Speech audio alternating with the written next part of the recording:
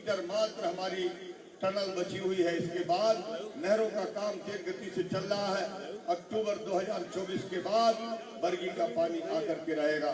मैयर से उचेरा होते हुए सतना के लिए ग्रीन रोड बनी है।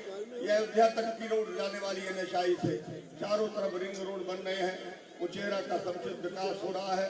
यहाँ पर हमारे माननीय विधायक नागेंद्र सिंह जूदेव जी ने अपने माध्यम से बहुत सारे विकास के काम इस क्षेत्र के किए हैं। यहाँ मैं उनका भी धन्यवाद करता हूँ। नगर पंचायत के साथियों ने भी उचेरा को सजाने में संवारने में कोई कसर नहीं छोड़ी। उन लोगों ने बहुत अच्छे काम किया है। पंचायतों के विकास में हम लोगों ने लगातार काम करके इस क्षेत्र को अव्वल बनाने के लिए काम किया है। मुझे पूरा विश्वास है कि विकास के मुद्दे पर भाजपा को फिर बहुमत और समर्थन मिलेगा। मैं आप सबसे यही प्रार्थना करता हूँ कि ये लोकसभा का चुनाव देश का प्रधानमंत्री बनाने के लिए हो रहा है। ये कोई व्यक्ति का चुनाव नहीं है, ये कोई क्षेत्रीय चुनाव नहीं, कोई पंचायत जनपद का जिला का चुनाव नहीं।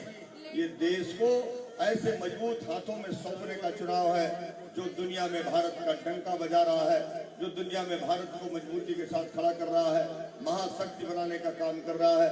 आज प्रधानमंत्री जी के लिए देश भर में नारे लग रहे हैं, अब की बार 400 पार, फिर एक बार मोदी सरकार। जो राम को लाए हैं हम उनको लाएंगे। मोदी जी भी कहते हैं काम किया है काम करेंगे, सबका साथ सबका विकास करेंगे। तो आइए मैं आप सबसे निवेदन करता हूं, 26 तारीख को सब काम छोड़ करके पहले मतदान करना है। मतदान अवश्य करिए। ये देश के एक मजबूत सरकार बनाने के लिए आपका मतदान है।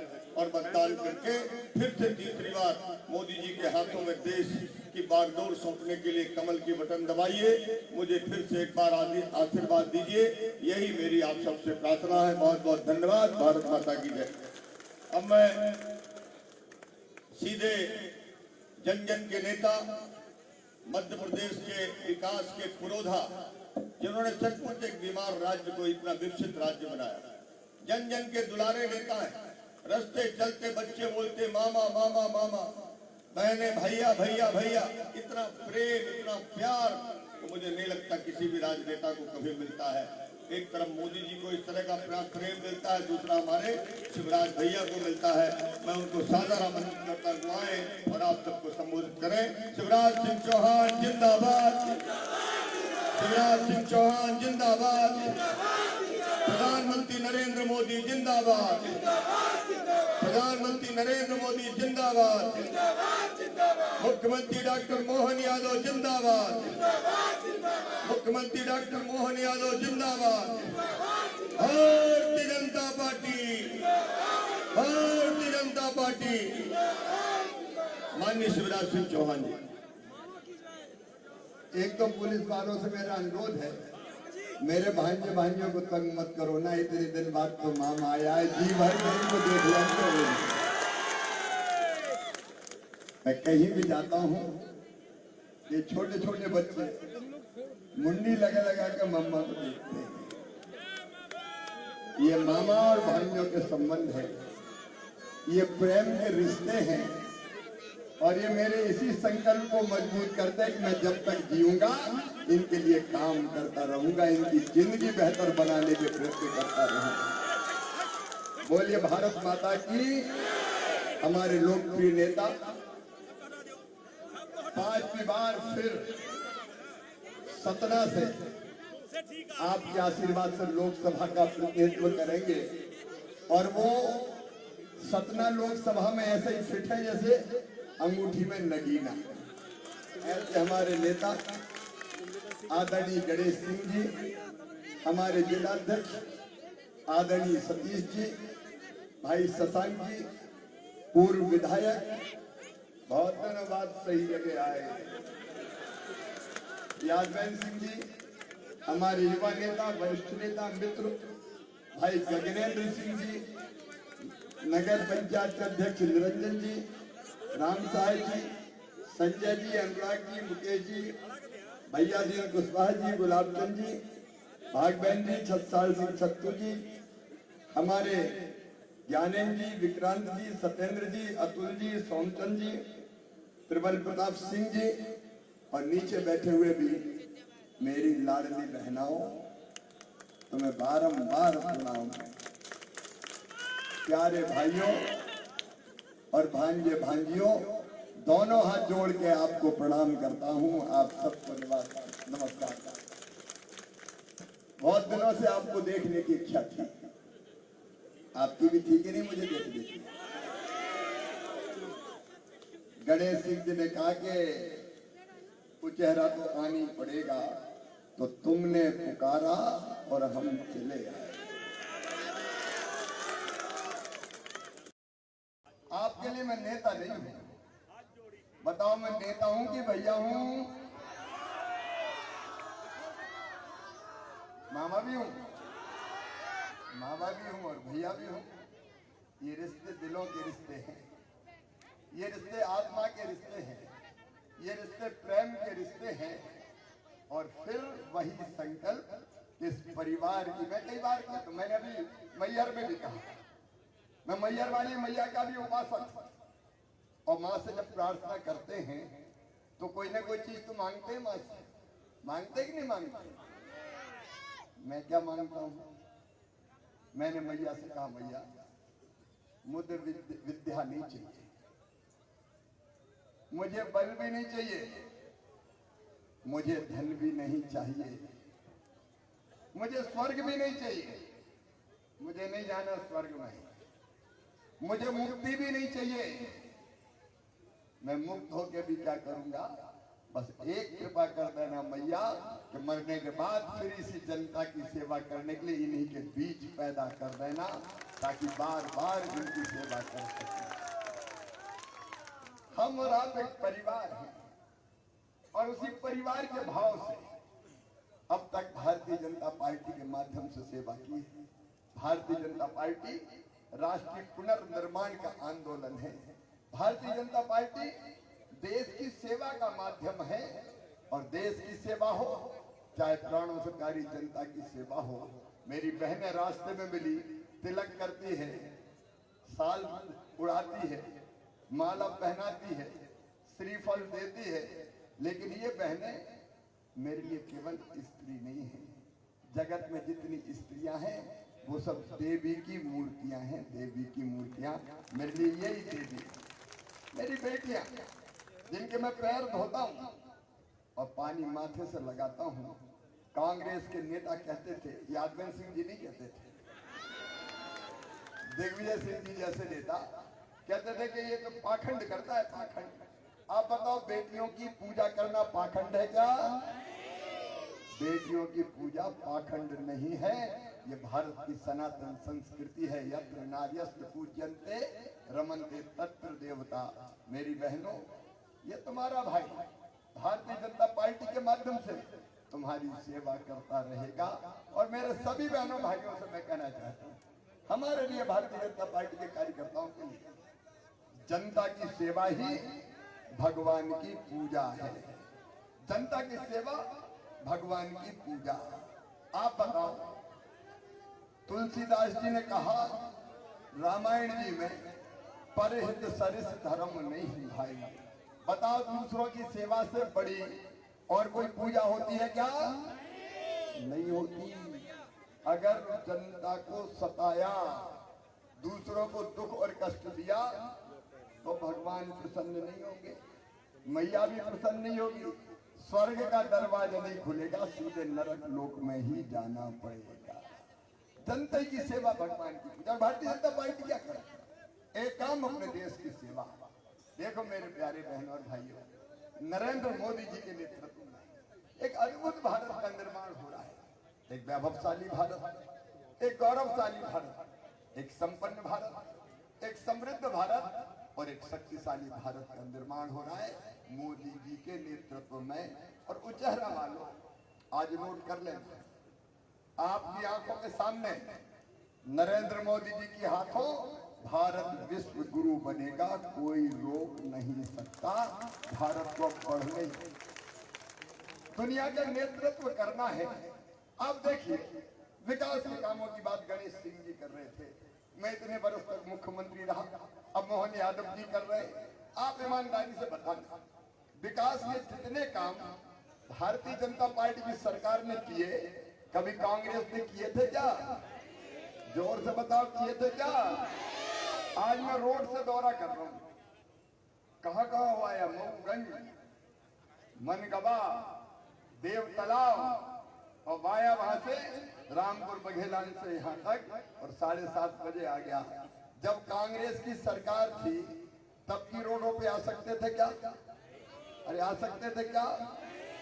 गड्ढों में, सड़क में गड्ढा पता ही नहीं चलता था, गाड़ी खाए, हिचकोले, हड्डा पसरा सारे डोले, याद आ गया शंकर भोले। आने जाने लायक सड़क हो, बिजली हो, पानी हो। आज इतना समय नहीं है क्योंकि 10 बजे चुनाव प्रचार खत्म होता है, मुझे खजुराहो से विमान पकड़ना है। क्या किया कांग्रेस? और गणेश सिंह जी ने जो कहा है, ये संकल्प है हमारा।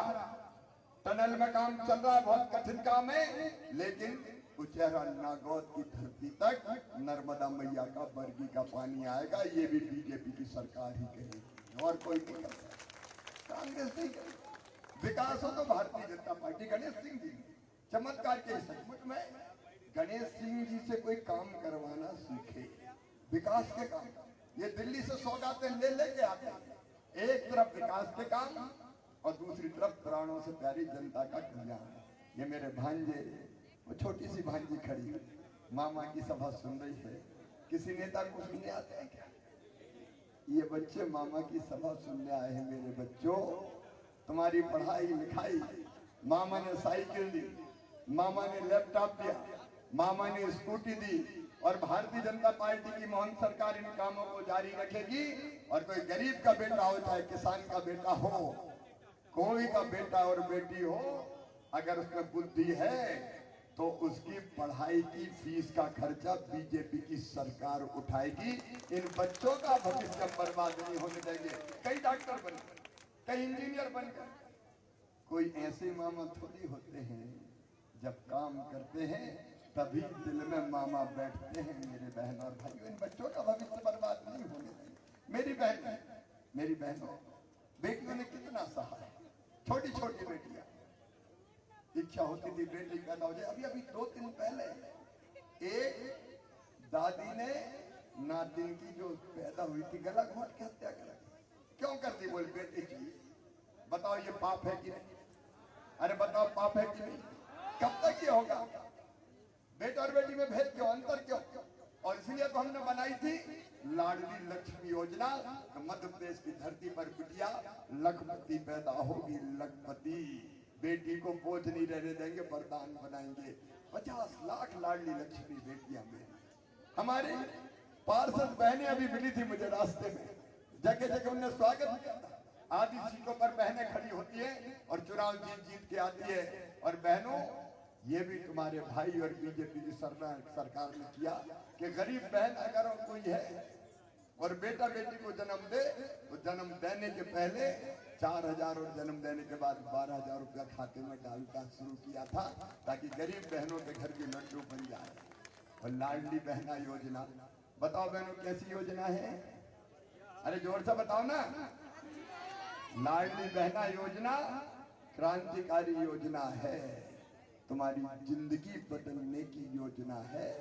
एक झटके में 1,32,00,000 बहनों के खाते खुल गए और खाते में हर महीना पैसा आता है। 1,500 रुपए की तरस जाती थी। बोलो सही बात है कि नहीं? सही बात है कि नहीं? अपनी बहनों का अकाउंट, उसमें हर महीना आने वाला पैसा जब चाहे तब निकाले, आत्मसम्मान के साथ अपनी जिंदगी बसर करो मेरी बहनों, आत्मसम्मान के साथ। और मुझे पूरा विश्वास है ये अभी और बढ़ेगी राशि। और एक बात और, अब लाडली बहना नहीं, आगे बनाना है लखपति बहना, लखपति बहना। बोलो लखपति बनना चाहती हो कि नहीं? जोर से बोलो, बनना चाहती हो कि नहीं? नहीं रहेंगे गरीब, क्यों रहेंगे? क्यों भूखे मरे? क्यों आंसू बहाएंगे? नई क्रांति नरेंद्र मोदी जी ने कहा है लखपति दीदी अभियान, और उस अभियान को पूरा करने में मैं जी जान लगा दूंगा मेरी बहनों, जी जान लगा दूंगा। बदहाली की हालत से निकलेंगे हम। भारतीय जनता पार्टी का मतलब है जनता की जिंदगी बदलने का अभियान। इसलिए हम भारतीय जनता पार्टी में एक तरफ देश का गौरव बढ़ा, दूसरी तरफ विकास के काम करना, तीसरी तरफ जनता की बेहतर सेवा करना।